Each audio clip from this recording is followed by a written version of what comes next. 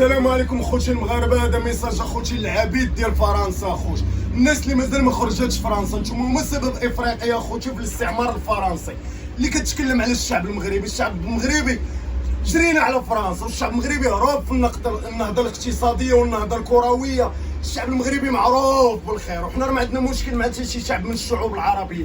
حنا نحبوا الجيري ونحبوا توت لي زاراب. من نتوما الاعلام ديالكم تابع للكبرانات وتابع لفرنسا، انت اللي راك تقول لي تبوسوا لي الدين. سيدي حنا صاحب الجلاله نصره الله نبوسوا لي الدين بحال هكا موح ونقلبوها ونحبوه ونحبوا سيدنا الله ينصرو والله يرحم المرحوم الحسن الثاني. من نتوما شكون عندكم بعدا؟ شكون هذا القائد اللي راه يمثلكم؟ عيب وعار حشومه نقول قدام المشاهدين، نقول بعدا الاسم ديالو. هذاك اللي راكم نتوما تعبدوه، حنا راه بالنسبه لنا في هذه البلاد هذه راه لا يساوي شيء، راه في الكراد ديالو راه ما يساوي حتى قائد دائره عندنا هنا في البلاد. وبالنسبه للاعلام ديالكم، الاعلام تكبركم تحماقوا، نتوما حماقيتوا، حمقكم المغاربه، حمقوكم بالكره، حمقوكم بالبنيه التحتيه، هربوا عليكم بزاف. نتوما ديما الدور الاعلام ديالكم يقلب على المروك. حقرونا المراركه. حنا نبوسوا اليدين لصاحب الجلاله قائد اركان الحرب وامير المؤمنين، احب من احب او كره من كره. اما انتم كتبوسوا لي الدين لي فرونسيز نهبت المال في الجيري كامل قتلت لكم مليون الشهيد. راه ديك مليون الشهيد اللي راك تستعرف بها راه الجماجم ديالهم راهم في فرنسا، راهم في المتاحف في فرنسا، وراكم تبوسوا لي الدين الجيرانات ديال فرنسا. وانتم اليومنا هذا لازلتم تحت الحكم الفرنسي. اما الشعب المغربي ولله الحمد فقام ملك نصره الله وشعبه بثوره. ما معنى الثوره؟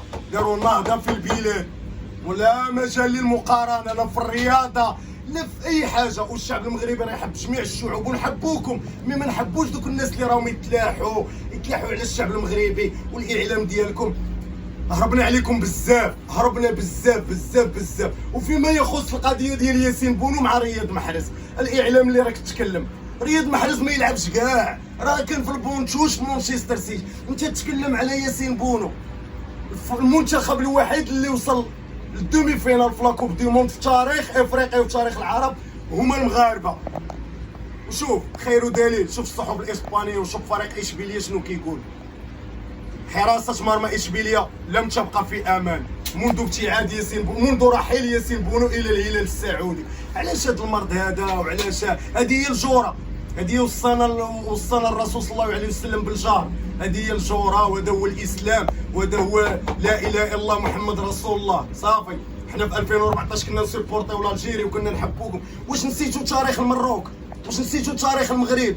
انت اللي راك تتكلم على المغرب، انت اللي راك تتكلم. واش عارف بلي المدينه اللي نسكن فيها، المدينه اللي نسكن فيها نفسها عندها 1300 سنه، 1300 سنه، بينما الجزائر يلاه عندها 65 سنه. صاحبي عندكم 65 سنه وراكم تقارنوا مع دوله عظمى. صاحبي دوله عظمى صاحبي، راه حاشا ولله باش تقارن المغرب بالجيري.